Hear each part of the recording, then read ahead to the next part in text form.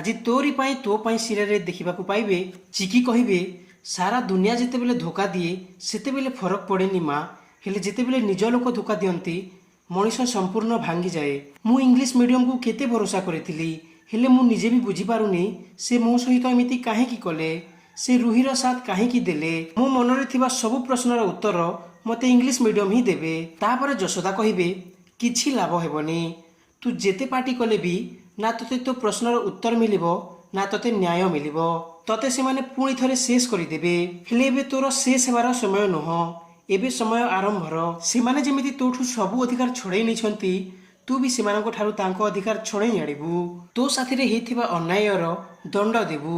ଆଉ ସେଥିପାଇଁ ତୋ ସାଥିରେ ତୋ ମା ଅଛି, ଆଉ ତାଙ୍କୁ ଦଣ୍ଡ ଦେବା ପାଇଁ ଦୁର୍ଗା ମାତା ଭଳି ତୋର ବି ପୁନର୍ଜନ୍ମ ହେଇଛି, କେବଳ ପାପୀମାନଙ୍କର ବିନାଶ ପାଇଁ। ତତେ ସେମାନଙ୍କୁ ସଂହାର କରିବାକୁ ପଡ଼ିବ ଯେଉଁମାନେ ତୋ ଭଳି ଝିଅକୁ ମୃତ୍ୟୁ ଦଣ୍ଡ ଦେଇଥିଲେ।